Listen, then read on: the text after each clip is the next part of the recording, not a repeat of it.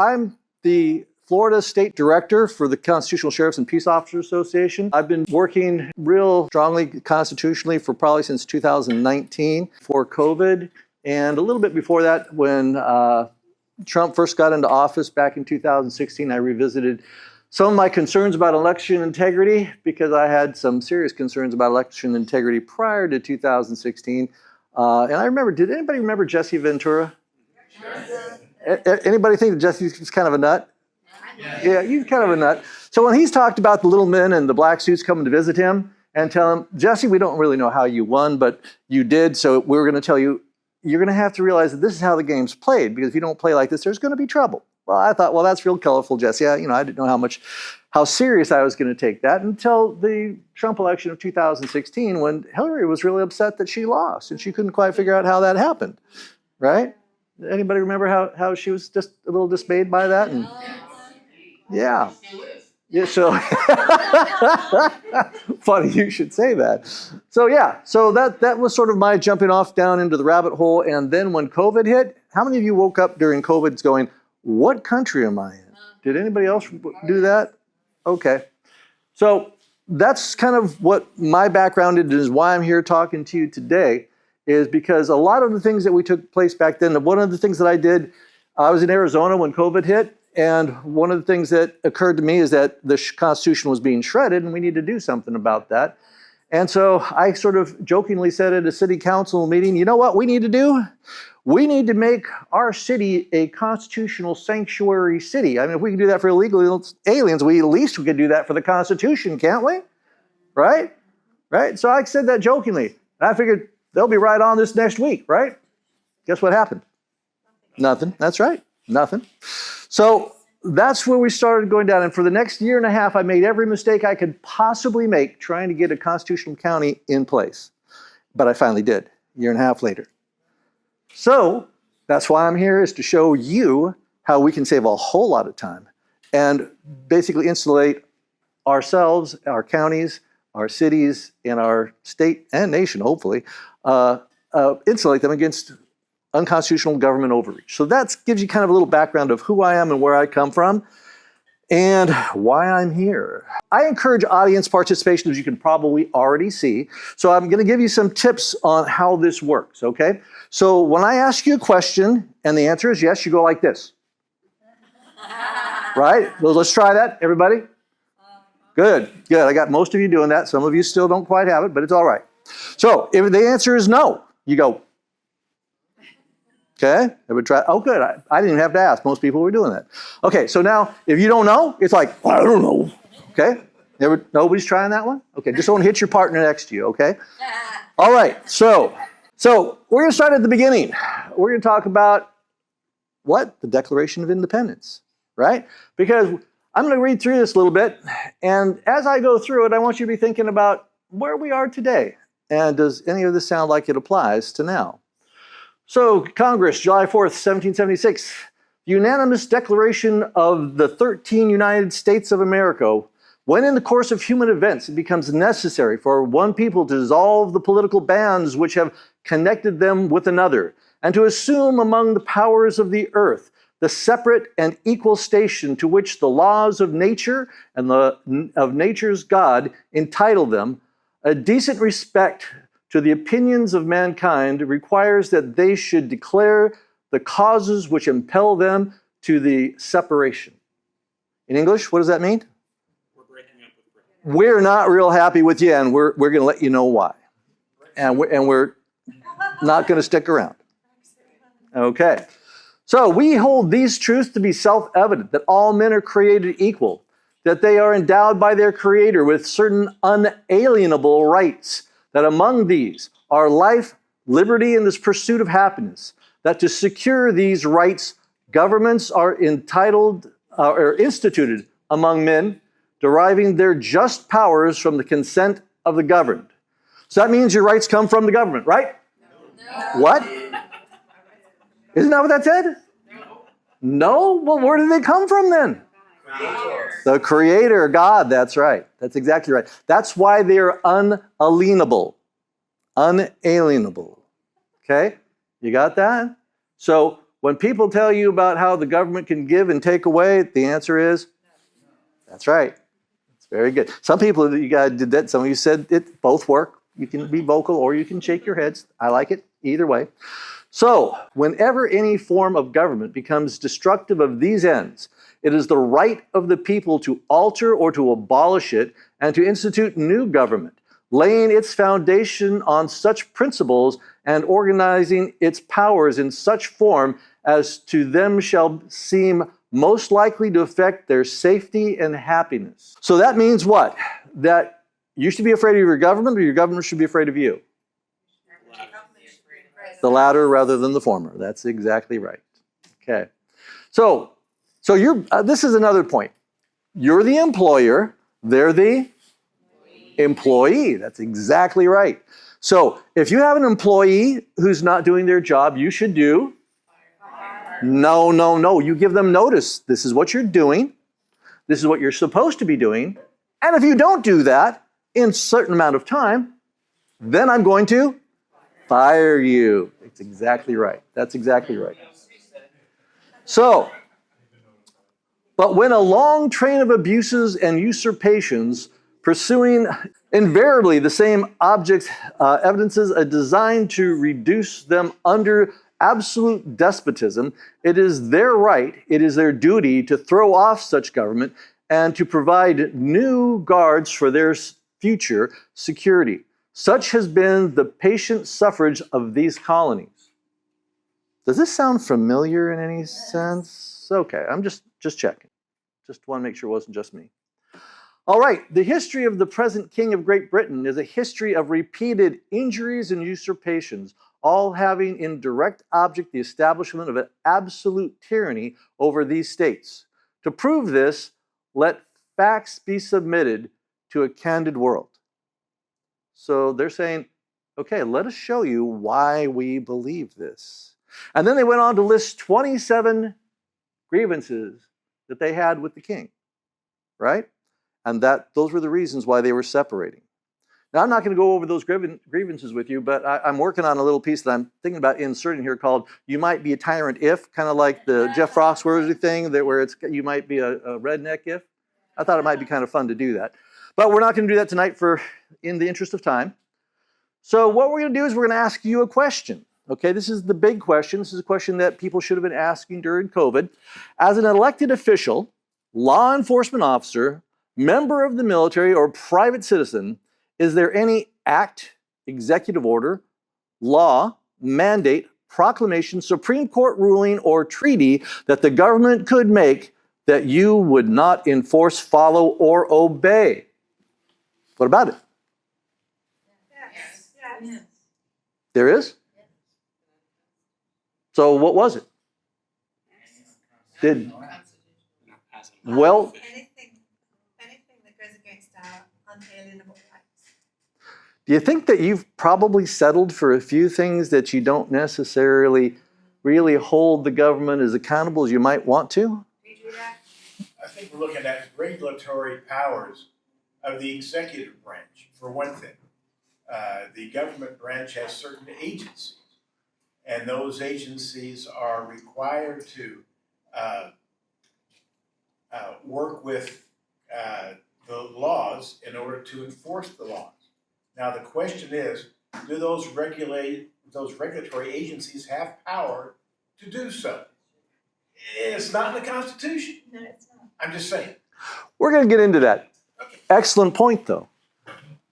So, we're going to move along. By the way, when Sheriff Matt comes, he'll take you a little further down that rabbit hole as well. So, hold on to your hats. So, let's talk about COVID. What happened during the COVID pandemic?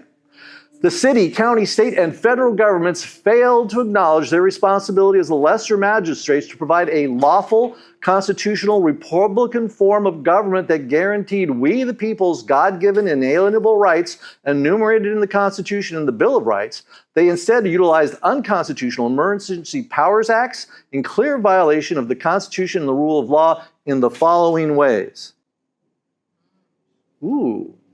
Do you think there's really going to be something coming up? Yes. You have a typo up there. It's plandemic, not pandemic. Let's see. Did I put plandemic? Didn't I put scandemic? I don't know. Well, we're on the same page essentially. Okay, so let's take a look. Government overreach. Does the government ever overreach?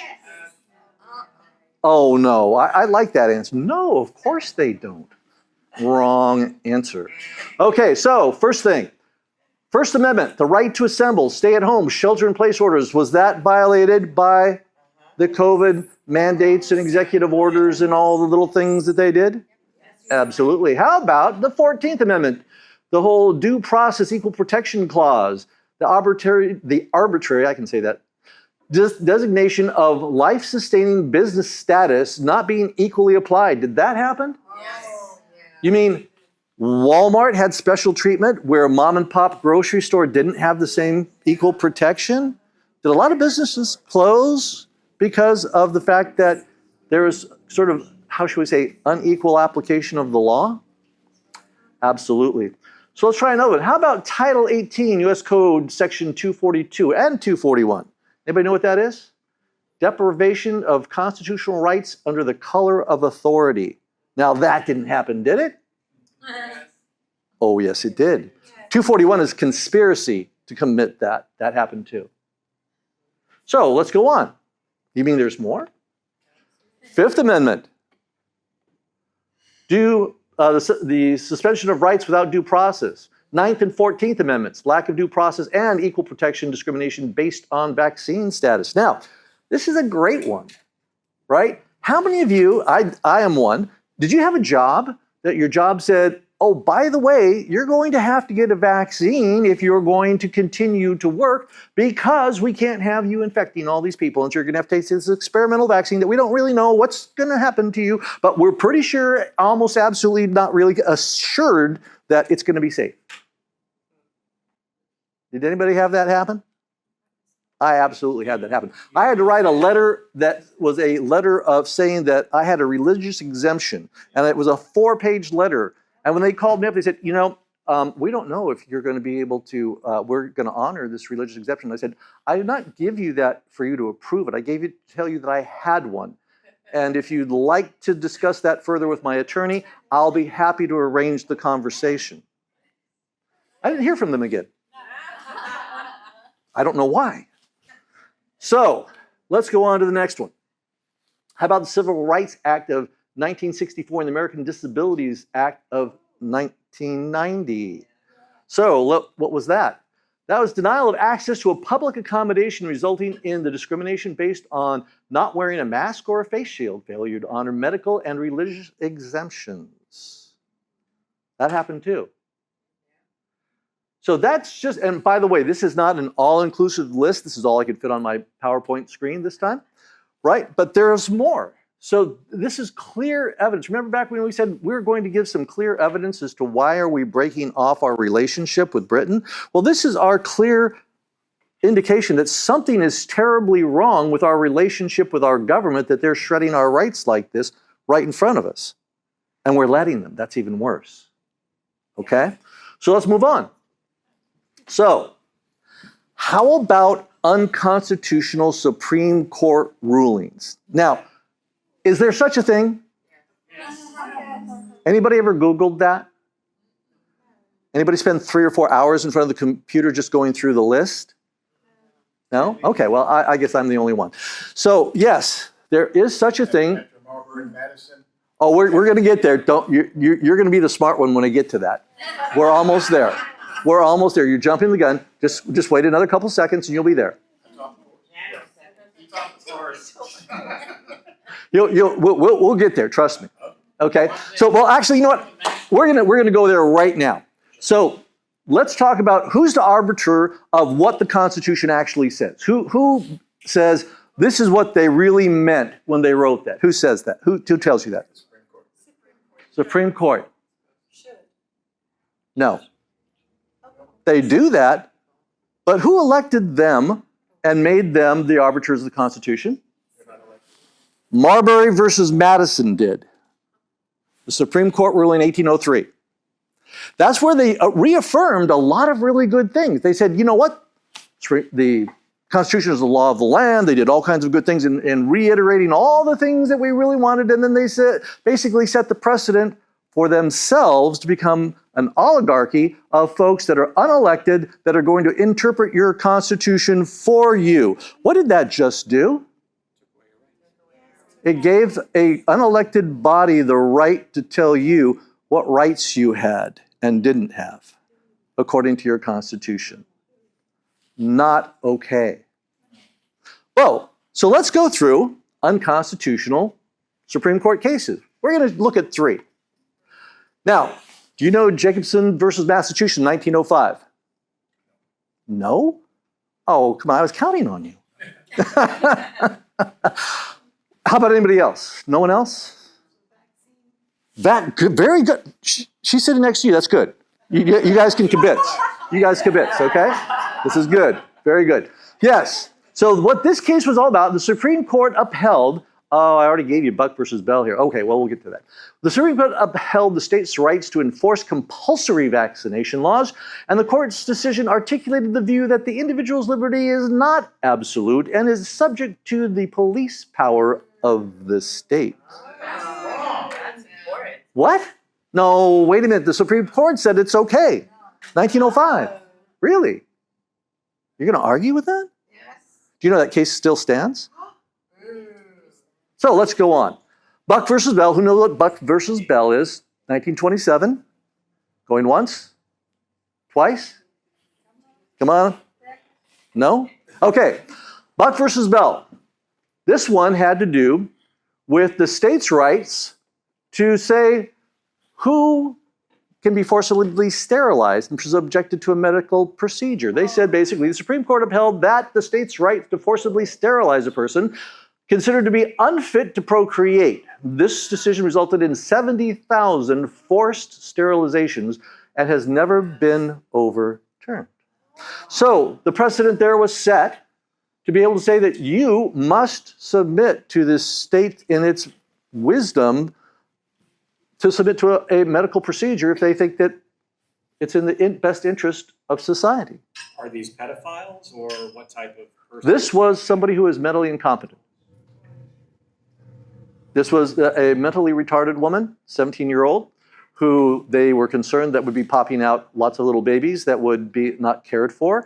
And this was back, I believe was it Oliver Wendell Holmes was on the Supreme Court at that point? But it was a eugenicist Supreme Court that basically put forward this decision and others that were equally, how should we say, unsavory and unconstitutional, in my opinion. Wasn't it also used against the blacks? There were other things that happened as well, but this particular one had to do with mental incompetence. See, the problem that you've got is when the state in their wisdom gets to decide who is mentally competent and who is not. Well, if you have a D after your name, obviously you're mentally incompetent and you shouldn't procreate nor be able to vote. And if you have an R after your name, well then it's all good, right? Isn't that how it works? Yes, yeah, some people would agree with that. That's actually unconstitutional. What a surprise. You can't do that. That's not okay, right? So, but again, another case, not overturned. Let's take a look at one more. Korematsu versus the U.S., 1944. Now, who's got an idea what that might be about? I think they're the Japanese internment. Absolutely correct. I knew you'd come through for me. Okay, so what that is the Supreme Court upheld that the need to protect against espionage in a time of emergency outweighed the constitutional rights of Japanese American citizens. Earlier version of the Patriot Act. Funny you should say that. Yes. Now, again, an unconstitutional decision, almost overturned by Trump versus Hawaii, 2018, but not overturned. So it continues to stand as law. And by the way, it is the most ridiculed Supreme Court case that is on the books to date. The people that were subjected to it have all been given reparations. People look at this case and say, this is a travesty. This is a terrible, terrible case. And yet, why do you think I bring up these 3 cases? They're still on the books. because they were used to inter you, to deprive you of your rights during COVID, and this is the constitutional Supreme Court rulings that said it was okay. Are you with me? So, people use legislation, they use the judiciary, they use the executive branch to all usurp your rights. Did you see that? Okay. So, moving right along. The Milgram experiment. How many people know what the Milgram experiment is? I'll explain it really quick. I'm glad I have somebody who knows this one. If I get too far off, bring me back. Okay, so the Milgram experiment was this. What happened was Stanley Milgram asked the question, he goes, guys, I'm really troubled by Nazi Germany and the Nuremberg trials because I'm looking at these people that are coming in front of these judges and they're saying things like, I was just following orders, that's why I did it. I was following orders, right? So Stanley Milgram thought, I wonder if this is just a German phenomenon, this is just kind of a freaky thing that happened. Or could other people, could Americans do the same sort of thing? What do you think? So he said, how do I devise an experiment that might indicate whether or not that were true or not, right? So he said, okay, I got a really great idea. Let's put an experiment where we're going to ostensibly say this is a learning experiment. And we're going to see what is the effect of pain on learning. And so what we're going to tell the person who is the lab assistant, we're going to tell them that they are going to be conducting an experiment to where they are going to slowly but surely turn the voltage up on the individual every time they give a wrong answer to see if the increased pain helps them to answer better or worse. What do you think, right? What they didn't know is that the person who was being hired as the experimenter was actually the subject. The subject that was supposed to be the subject was actually an actor. And every time that they would give him a shock, a red light would come on, and he would act like, whoa, what was that? That was uncomfortable, right? And he progressively got more and more till towards the end, he was begging for the person to stop, please, pleading, crying, just carrying on in no uncertain terms. And the person who was observing the experimenter continued to say, it's okay, they signed up for this, they knew it was going to be difficult, just continue to shock them. They wore lab coats. Yeah. Yes, of course they were. Yes. They had a certain time. They had the appearance of authority. Yes. Yes. So, what we found out is that these people would eventually turn that up all the way. And had it been a real experiment that they were doing that, they would have killed the subjects, the people that turned it up all the way. Now, what percentage of the people that participated as the experimenter / subject, what percentage of them do you think killed their subject? 80%? Any other? He knows the subject, but he doesn't know the percentages.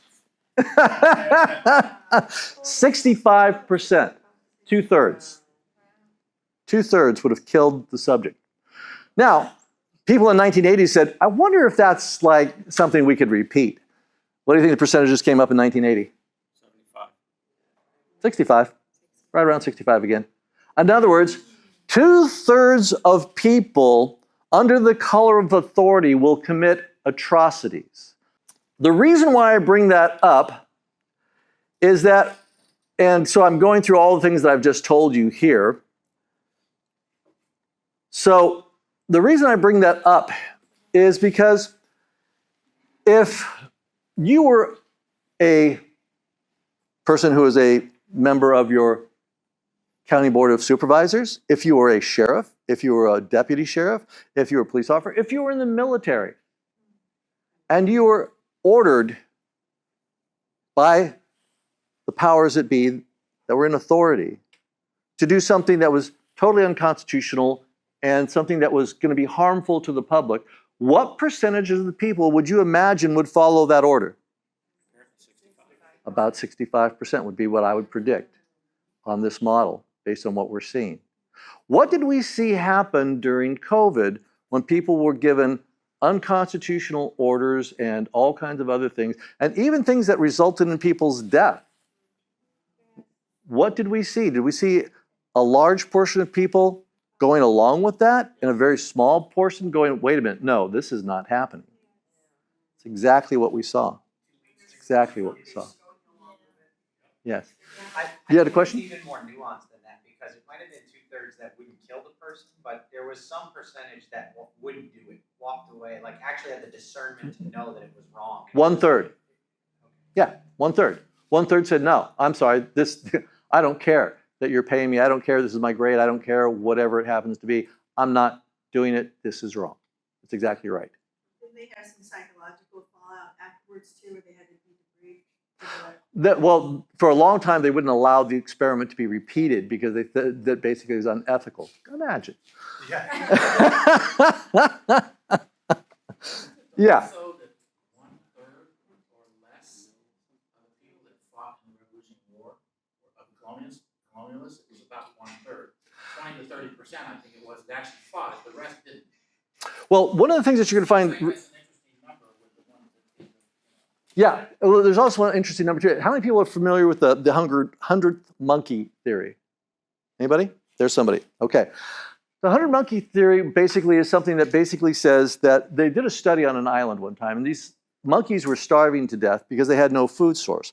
But there were coconuts that they happened to have on the island, but the coconuts needed to be washed in the seawater that was around there in order for them to be edible, right? And for them to be able to access the food and actually make it something they could live. Well, what they found out was that when 1/10 of the monkeys figured out that that was something that they could do, and that would work, they found out that monkeys on the other side of the island that had no contact with the monkeys here suddenly started doing the same thing that they were doing over here, right? And they also found that that monkeys on neighboring islands that had absolutely no contact did the same thing, that had the same problems. So this became an idea that they said that had to do with the 100th monkey, or that if you have 10% of a population that is doing something different, that's the critical mass number that you need to change public opinion and to shift it, 10%. Okay? And they found that that's true with humans as well, because they've done follow-up studies to check that out to see, does that work? That's why we're working really hard to get that critical mass number of people being aware of their constitutional duties in constitutional counties, all the resolutions and all those types of things, because it doesn't take everyone. It takes a majority of 10% being very committed to doing that before it starts to catch on and goes viral. So that's what we're doing. So let's talk about the oath of office. You guys are a good group. You have me going down rabbit holes. I love that. Okay, so oath of office. I do solemnly swear that I will faithfully execute the duties of my office and will, to the best of my ability, preserve, protect, and defend the Constitution of the United States and of this state, and will bear true and faithful and allegiance to the same. So help me God. Okay, so let's talk about that for a minute. How many of you ever taken the oath of office like that, or been in the military or done something like that and taken that oath? Okay, you have. Okay, great. How many of you people that have done that are constitutional scholars? None. Okay. So did you mean well when you took that oath? Yeah, you meant well. But if I was going to say that the amount of understanding you had of the Constitution, would you want your brain surgeon to have a similar knowledge of brain surgery to what you had? What do you think? Are you dead on the table, or are you going to have a good result? Dead on the table. Right. See, I liken people taking that oath to be kind of like wedding vows, right? You take the wedding vow and you're really thinking about the honeymoon rather than what you're saying, until years later somebody says, okay, what about that love, honor, and cherish bit till death do us part? Did you forget that? And you take the Jack Sparrow part and say, well, those are more like guidelines and rules, right? No, they're not. The Constitution is the Constitution. They're not guidelines. They're rules. This is the rule of law, right? So this is not a joke. This is not something, but people that go into office, they usually have another axe that they're wanting to grind. Like they have something that they're thinking that they want to do. A lot of times it's business, and they're not really thinking about what is the constitutional application to being a supervisor of election or the Department of Education person or a city council, county supervisor. How does that work? How does that fit? What should I be looking at constitutionally to be able to uphold that oath of office, right? So part of what we do is we come back and say, you know what? We know y'all want to be constitutional. Y'all gave your oath of office. We know you want to do the right thing. And so what we're here to do is to help you take a look at what are the things in your position, in your city, county, state governments that you should be holding the line on as a constitutional conservative that is given their oath to protect and defend that. We're talking about Sheriff Mack's case, and I'm not going to give you all of the details of his case because that's what he's going to do later, and if I steal all of his stuff, he'll get mad at me. So I'm going to just give you a really brief synopsis of what went on. Okay, so the first thing that he talks about is that he was praying for a miracle because what happened was in 1996, the Clintons came up with this really great idea of the Brady Bill, right? And they were going to basically do this great gun grab and do all this gun control stuff and all these things that were totally unconstitutional. And Sheriff Mack had just gotten his dream job. He had his, a great job. He was the sheriff. It was going really well. Everything's wonderful. And then this thing comes up and he goes, this is unconstitutional. I can't let this stand, right? And so he says, I'm going to have to do something about this. But the first thing I have to do is check with my wife, right? Because if she says no, I'm in big trouble because there's no way I can do this without her support, right?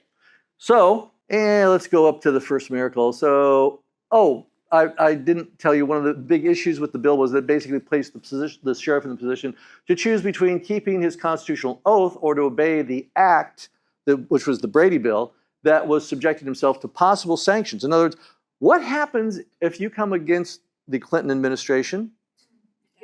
You die. That's right. You get killed. Yeah. No, that never happened. But yeah, there are sanctions that can happen, aren't there? Bad things can happen to people that come against administrations that are rather aggressive in the way that they defend their positions. That's a nice way of saying that, isn't it? Okay, so anyway, so he was concerned about that because he was subjecting himself to possible sanctions. One of the first things he did was get a restraining order against the Clinton administration so that they couldn't arrest him and put him in some jail somewhere and forget about him. So that was one of the first things that he did. So he considered the major undertaking of suing the federal government, especially the Clintons, and the possible repercussions. And so then again, he asked his wife. So he knew that he needed a miracle to have his wife say yes, right? So he talks about the first miracle is, yep, she said yes. So, wow, now he's got the green light. So he has absolutely no money to proceed with a lawsuit against the federal government. Do you think that's going anywhere fast? No. So guess what he does? He thinks, who possibly might want to fund this thing, right? He goes, the NRA. The NRA, what a perfect idea. They're probably really going to get behind this thing. I hope.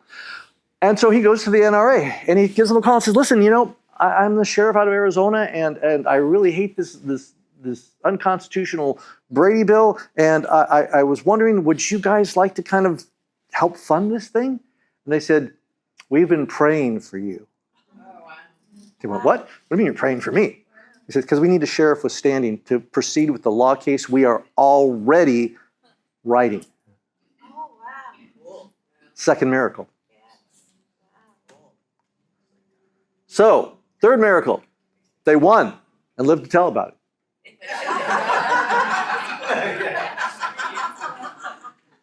So, let's talk about what the implications of his case are, because one of the things that is the reason why his case is so important is because it reiterates so much of what we've lost in terms of our understanding of what does the Constitution actually say. And Judge Alito did a wonderful job of summarizing that in his decision, in his opinion. So let's take a look at some of the basic things that came up in this decision. So first, State legislature is not subject to federal direction. And that comes out of New York versus US in 1992, where that was reestablished by a recent Supreme Court decision. It also comes out of the Constitution. However, this is the Supreme Court saying, yes, indeed, the Constitution is correct. Isn't that nice that they agreed? Yes. Next, Constitution establishes a dual sovereignty in the state and federal governments. What does that mean? That means that the state and federal governments are checks and balances against tyranny. And they're supposed to keep each other accountable for those things, right? So they're saying that there's a dual sovereignty that's taking place here. Even further, the federal government has only discrete enumerated powers. That comes right out of the Constitution. The powers not delegated to the United States by the Constitution nor prohibited to the states are reserved to the states respectively or to the people. Oh, isn't that interesting? It's getting more and more fun now, isn't it? Let's take a look at the next one. The local or municipal authorities from distinct and independent portions of the supremacy are no more subject within their respective spheres to the general authority than the general authority is subject to them within their own sphere. It's coming out of the Federalist Papers. Now, what is that saying in English? Okay, that's saying that your municipality, your county, your state and federal government are all different spheres that are all part of that anti-tyrannical check and balance, and that any one of them can operate as the lesser magistrate and say, no, that's not happening here because this is unconstitutional. Because the Constitution says that anything that is unconstitutional that you pass as legislation, or we go on and on, is null and devoid of law. And it doesn't have to be repealed. Judges don't need to rule on it. There are all kinds of things that's basically said it's dead on arrival if it's unconstitutional, so long as you call people on that. You call your legislators, you call whoever's responsible for that particular abomination. Okay? So, moving along. By the way, point 4 is my favorite because that's what fuels the constitutional county concept that we'll be talking about here in a moment. How are we doing on time? Is everybody still with me? Everybody drink plenty of coffee? We're all good? 30 minutes. Okay, then we have a ton of time. Okay, we're good. So the separation of the two spheres is one of the Constitution's structural protections of liberty. When a law violates the principle of the state's sovereignty reflected in the various constitutional provisions, it is merely an act of usurpation and deserves to be treated as such. That's coming out of Judge Alito. He's basically telling you that when they usurp your rights, that's no good. You should just basically tell them to pound sand. It's no good. Can't do it. The Constitution protects us from our own best intentions. Ooh, what do they mean there? What's the path to hell paved with? Good intentions. That's right. That's exactly right. So, it divides power among sovereigns and among branches of government precisely so we may resist the temptation to concentrate power in one location as an expedient solution to the crisis of the day. Call that emergency. We call it all kinds of things. It's had different names throughout history, but the reality is that it all got brought home with COVID. So, American Jurisprudence, Constitutional Law, Volume 16, Section 19, no emergency allows for the violation of any provisions of the United States Constitution or states' constitutions. Amen, that's right. So, that was the significance of Sheriff Mack's case, because all of those points were reiterated in that case in 1997 when it was decided. Okay? So that's why he's, for all these years, been going around talking about the whole issue of state sovereignty, constitutional counties, people acting on what is constitutional, and especially sheriffs. Why sheriffs, do you think? Where the rubber hits the road. Because in his case, they were called the Chief Law Enforcement Officer of the Land, a CLEO. Okay? Now, why is that important? Well, let's suppose you happen to be at the Capitol on January 6th. And you had some three-letter agency that decided they wanted to come and pay you a visit in your particular county. And they came into your county, kicked in your door, dragged you out, and took you to God knows where to put you away and kind of forget about you. Is that okay? No. They kidnapped. Pardon me? I didn't quite hear that. That sounds like a kidnap. I heard a lot of no's. And yes, it does sound a lot like a kidnapping, but okay, but did that happen? Yes. It did. Now, what would a constitutional sheriff do in a situation like that?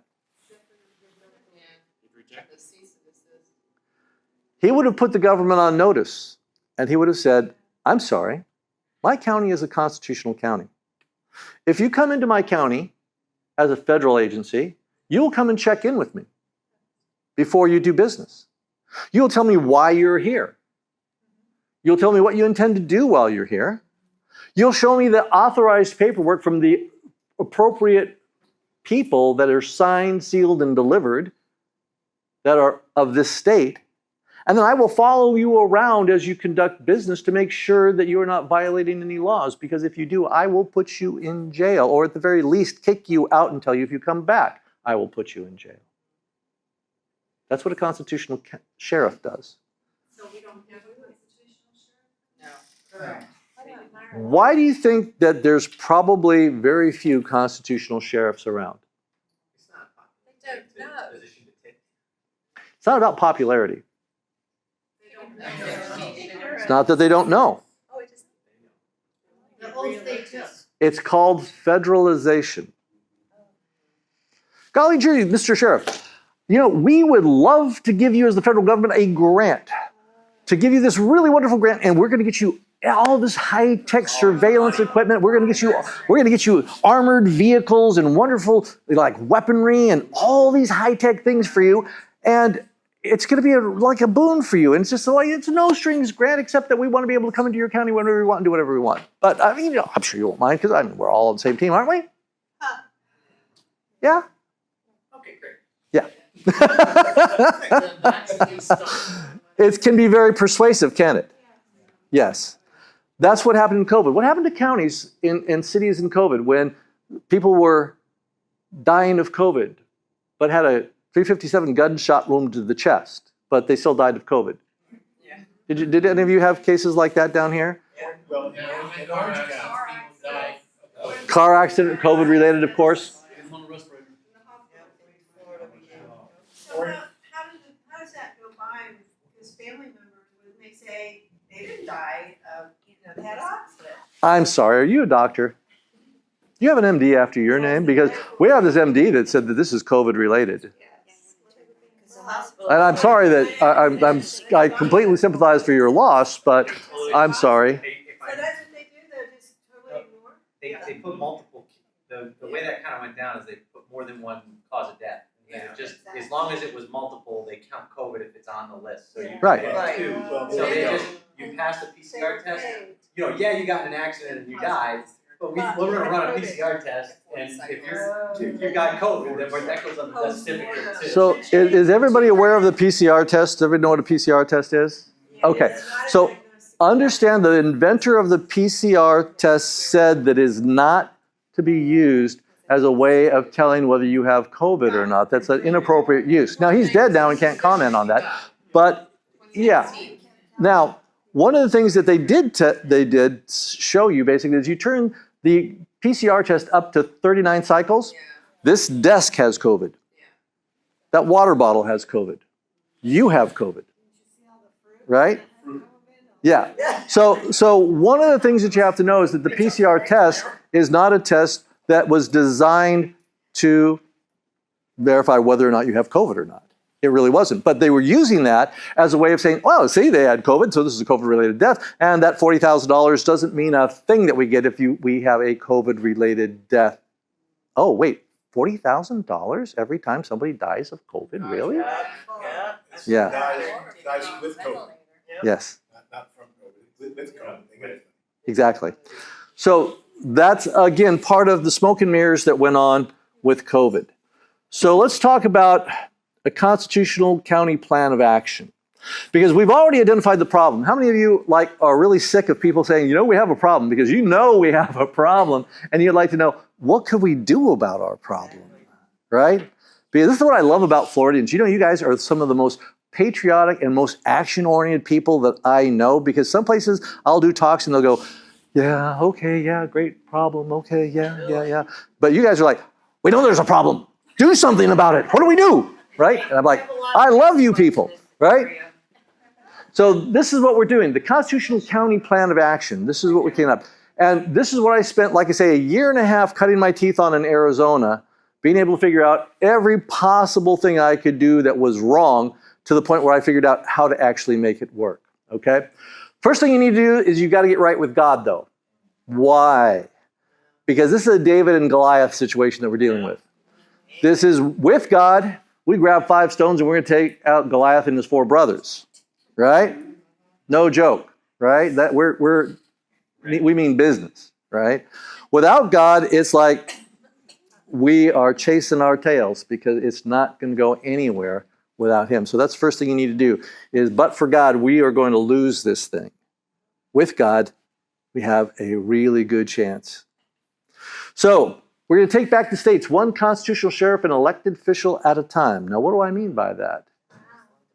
What I'm talking about is that, okay, I'm going to tell you a really quick story about what happened in Arizona. In Arizona, we had the mayor and the city manager absolutely dead to rights on violations of Title 18, 241, and 242. We had all the evidence. We did all these things to put it all together so that we could bring it to the DA.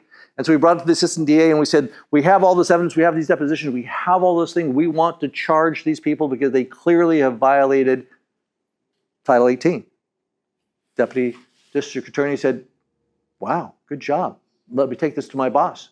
We're going to take a look at that, and we are going to, see if we can't pursue this. A week later, we get a phone call. You know what? We can't pursue this. Really? Why not? Well, because this is really for the Attorney General.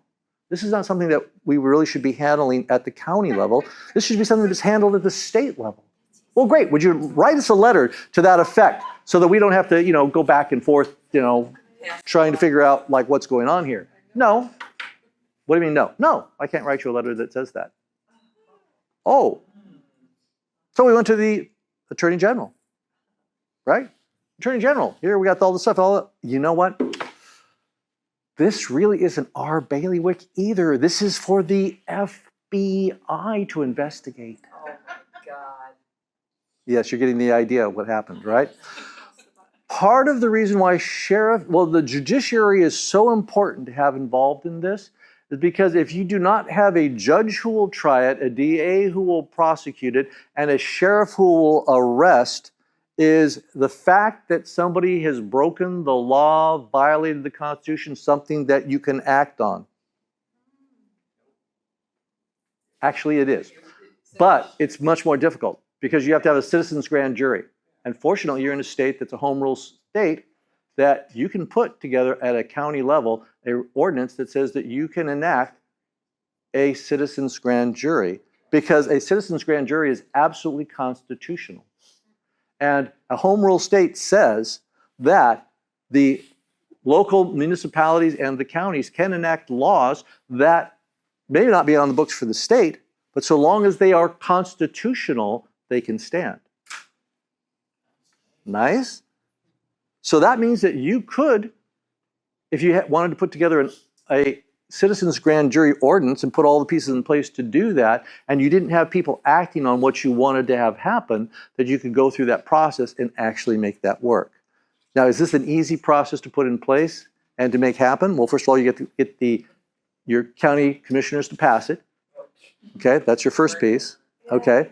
The second piece you have to do is once it's passed, then let's suppose you have a person that is an elected official that you feel has committed a crime. Well, you now have to get a certain percentage of your population to fill out a petition that says, we think that a crime has been committed here and we would like you to prosecute this. When the registrar of voters verifies your petitions and says that these are all signatures that are valid signatures of people that are registered voters. We don't have to do that when we vote. Oh, come on, now you're like, I've worked the polls. It's terrible. so anyway, so if you've got those voter signatures verified, at that point, then you can take that to the DA and say, listen, we want you to impanel a grand jury to go ahead and prosecute this. Now, can the district attorney say, I'm not doing it? Yes, he can. Unless you put in your ordinance that if he refuses to prosecute a case, that if you put in the ordinance that he will be removed from office and will be replaced by somebody that is just a private attorney who will now prosecute this case. What if the judge refuses? You can do the same thing. Didn't know that, did you? I'm sorry, one at a time. What was that again? Okay, so this is the really bad news. Probably none. Okay? And the reason for that is federalization. Now, it's not that they don't mean well, but it's that there's been so much compromise and so many things done that to find somebody who truly is what you would consider a constitutional sheriff in the strictest sense of the word, you probably will have a hard time finding somebody who measures up on all counts. However, there's a lot of sheriffs that hold the line on the crucial issues that are important to our civil rights and our constitutional rights. There's a lot of them that will stand up when push comes to shove on that. So there's a lot more of those than are what I would call a purist, because I don't know that there are purists any longer. Because all sheriffs, this is the thing you have to know, all sheriffs are constitutional sheriffs because they all took the oath. They all are constitutional sheriffs, okay? The difference is, do they act on that? Do they act constitutionally? Have they looked into, because believe it or not, a lot of sheriffs are not constitutional scholars either, okay? How many people know who Sheriff Grady Judd is? You like Sheriff Grady Judd? Yes. Do you think he's a constitutional sheriff? The guy is a great sheriff, but he needs a good dose of the Constitution, is what Sheriff Mack says. The answer to your question is there are no purist constitutionalists, probably, if you were going to really look at it from a purist standpoint, but there are a number of people that are set up to do the right thing. So that's the good news. The good news. The thing that we really have to do, though, is we really have to go back to saying, you know what? Have you ever heard the a little poop in the brownie story? Yes. You know that? Okay. A little poop in the brownies. It's like if I take a batch of brownies and I just put a little tiny bit of poop in there, are you going to eat those? No, because there's poop in those brownies, right? You don't care if it's just a little bit or it's a lot. You're not going to eat those puppies because you know there's something wrong with that. Well, that's like the Constitution. You can't have just a little poop in the brownies because it really matters that the batch does not come out well. If you Right? say nothing else, tonight was worth it. Well, I'm glad I was amusing for you. Okay, so going back to the plan. One quick clarification. Sure. There was an event in Las Vegas, and at least a correspondence out of Lindell was that 300 out of the 3,000 sheriffs are CSPOA. Are they like affiliated with the organization somehow? Or Well, did that that say number come from? Are you aware of that? yes, I am. I was at that event actually. The whole idea of who are constitutional sheriffs and who's that, because you joined the CSPOA, that's like you joining the PTA. That doesn't make you an expert teacher or anything like that. It means that you're part of the Parent-Teacher Association, and that doesn't really mean anything other than you're part of the Parent-Teacher Association. 300 in the organization of the 3,000. That again, that would be a correct assumption because there is 3,000 sheriffs. Now, understand that there's a lot of sheriffs that are constitutional sheriffs that are not members of the CSPOA. That is not the acid test. Is do you have a constitutional sheriff? The acid test is we have a resolution that you can take to them and you can say, listen, of these items here, we're kind of vetting you to see whether or not you think these things are good ideas, and these are the key things we'd like to see that you would stand on in the event that push comes to shove again, like it did in 2020. Do you agree with this list of things that you'll stand on? And if your sheriff says yes, God bless him, he's a constitutional sheriff. If he says, oh, no. If we're wrong with that because they're the governor or they're the president. Oops. Thank you. Sorry. Is that helpful? Yes. Yeah. One of the things that you have to know is we have a whole system that if you want to be a constitutional county and if you want to make this happen in this county, We have a whole system to get you involved with it. And tonight, I couldn't possibly present everything there is to you. I'm simply building the foundation for why you need to. The question is, if you want to, then that's a return trip. And that's us mentoring you and putting boots on the ground. And I'll explain that as we go along. So, form a local county posse to have regular organizational meetings, participate in community outreach events to get people involved, form specific teams to work in the spheres of influence that are important to be able to make sure you have handled in order to have a constitutional county. Teams specifically work in the areas of cyber warriors, call to action. This is when you signed your name to the sheet, gave us your phone number and email, you became one of our cyber warriors. We're going to send you calls to action and things that you can do on your computer, because if you can do this, you can be a cyber warrior. Or if you can do this on your phone and dial and call people, you can be a cyber warrior, because that means that you can make phone calls, that you can write letters, that you can do the things that will help to influence legislators and other people to take action to do something that will ensure that we're going to have a country past November 5th. So, moving along. Working with sheriffs to encourage, to train, and conduct sheriff's office constitutionally. Sign a constitutional sheriff's resolution. That's what we already kind of spoke about. Working with county commissioners, attend meetings, encourage them to train and conduct their board constitutionally, have them pass or individually sign a constitutional county resolution. Now, Sherry, didn't you talk to me about that? I brought with me 4 different examples of various types of either resolutions or ordinances with me tonight. And the resolutions are easier to pass because they're not real threatening, but the ordinances have teeth. And you'll find your county and city attorneys really balk at anything that has teeth because they do not want to have what not come this way anymore? Federal, state funding, okay? Because that's what they basically threaten to withhold if you do something that they don't like, okay? So, and does that necessarily happen? No, not necessarily, but it does become the threat, becomes the concern. Pardon me? I heard it. What was that again? Resolution as strong as an ordinance, though. Well, you see, a resolution is saying what your intent is. So it's putting the government on notice that this is what your intent is. Now, is that as strong as an ordinance? No, it's not, because it doesn't specifically say that when you do this, you've broken this law, this is going to be a misdemeanor felony or whatever, and it has these kinds of ramifications to it. And so if you do these things, this is what you'll be held accountable for. Right? That's an ordinance. So it's saying not only are we saying we're going to follow the Constitution, we're going to say that there are consequences if you don't. So, moving along. Work with the supervisors of elections. Encourage them to train and conduct their department constitutionally, develop best practices, election security plans, have them individually sign a constitutional SOE resolution. If you all have not heard of Deb Monks, you should know who she is, because she is a person who has developed a model election security plan. When we could not get legislation, meaningful legislation passed for election integrity this last time, which is not a big surprise, by the way. It's been tried ever since 2005, and there's been not a lot accomplished. What is her name? Deb Monks. Okay, if you email me or and ask for her contact information, I will be happy to put you in touch with her. She is the one who wrote the model election integrity plan that we used and we approached SOEs with, and asked them to vet it and say whether or not they think that this is a great model and could they use it, and if they would they please sign something that says that they will, and if they won't, would you please tell us why you don't like it and what we could do to improve it? Okay?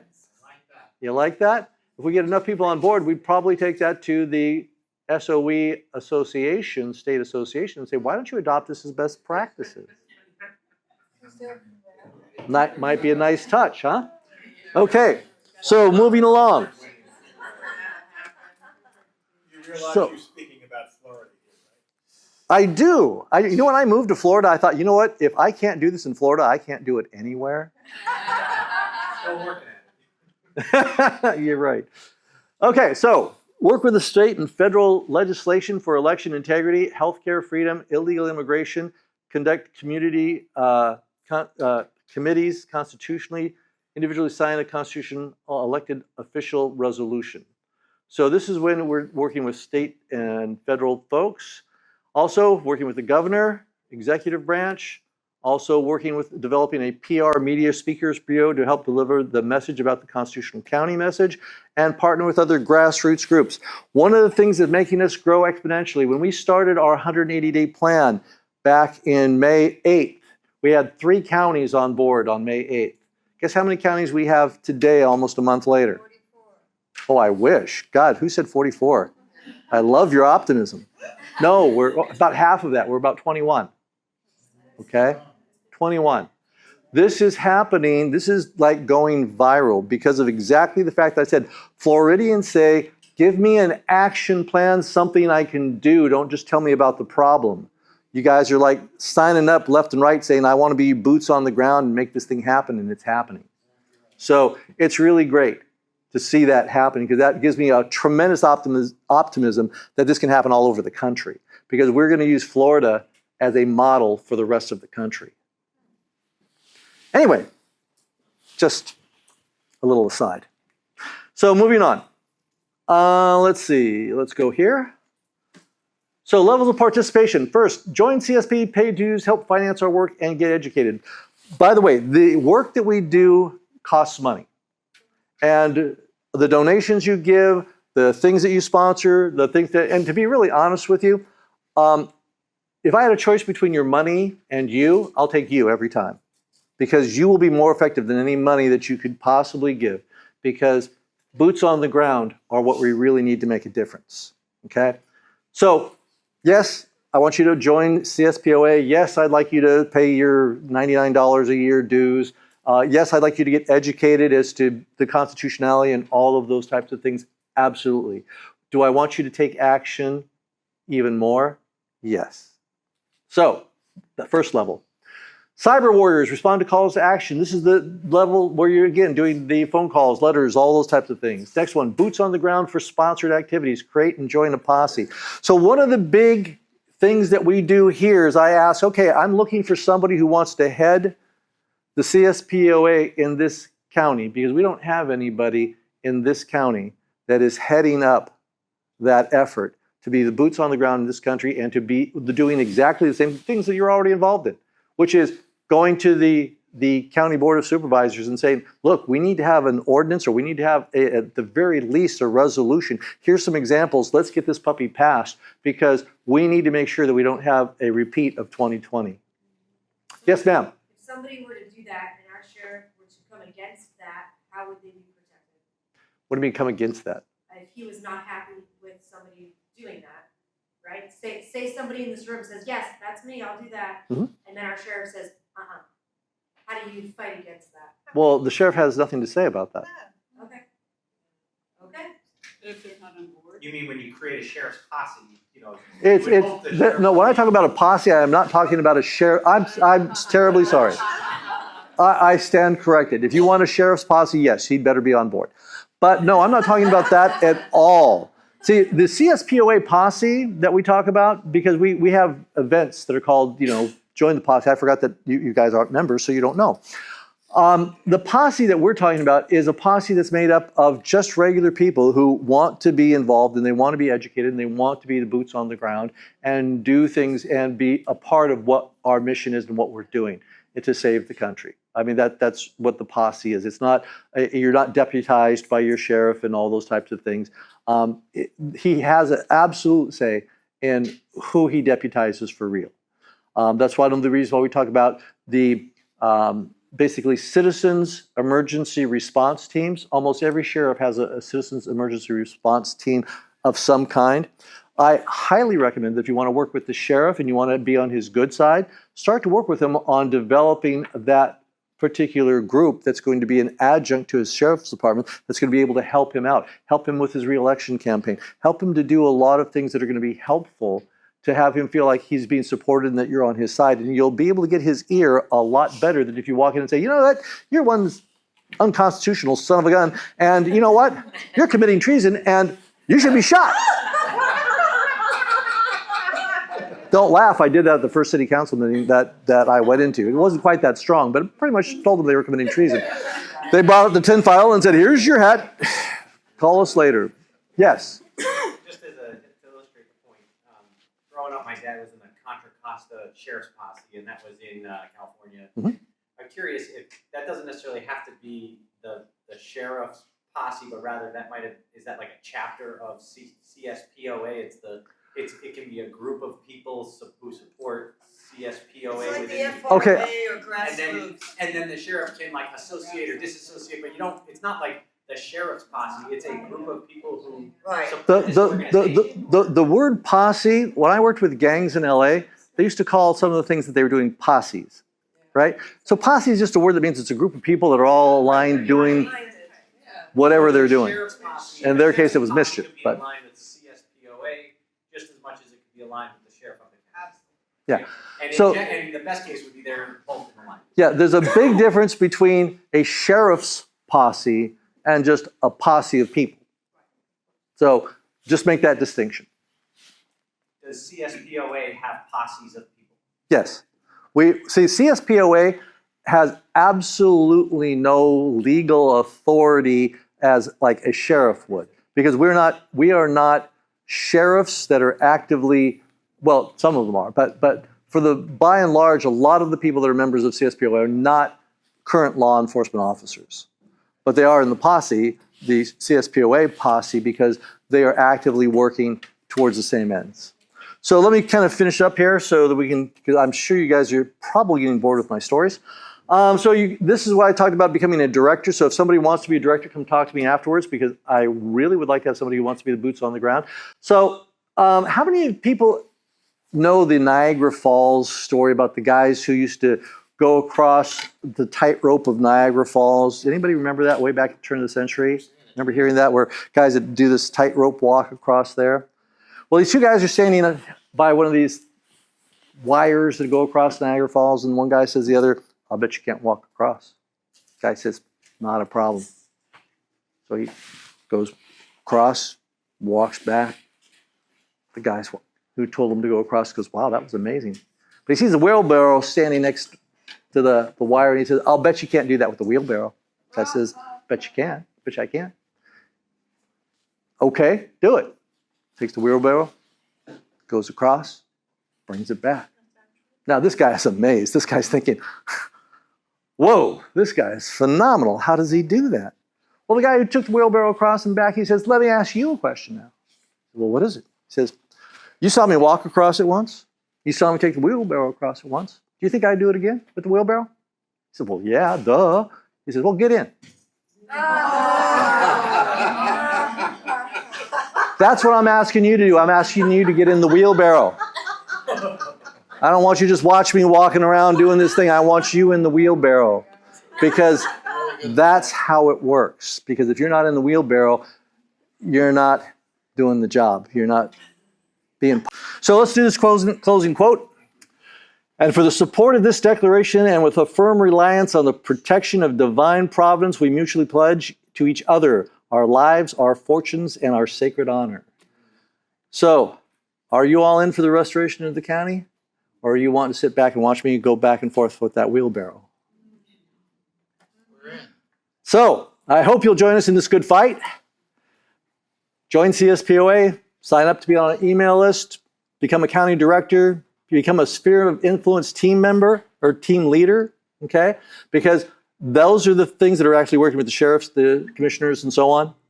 Join the sphere of influence team, commit to the 180-day plan. By the way, we are already well under the plan. If you take May 5th and subtract all the days, we're well on our way. By the way, if you put in your calendars September 7th, September 7th is a Saturday. We will be having a large-scale event in Orlando that is a show of support. And we're trying to raise money for that as well. So all your donations, all the things that we're doing here, the things that we're talking about here, are all designed to do that. We're going to have speakers like Mike Flynn. Anybody know who General Mike Flynn is? We're going to be having him talking about fifth-generation warfare. We're going to be having people, Alex Newman's going to be our moderator, and we're going to have a whole lot of other folks like Sheriff Mack and other sheriffs that are going to be coming up telling their stories of how they intervened and how they have taken a hard stand in the face of adversity.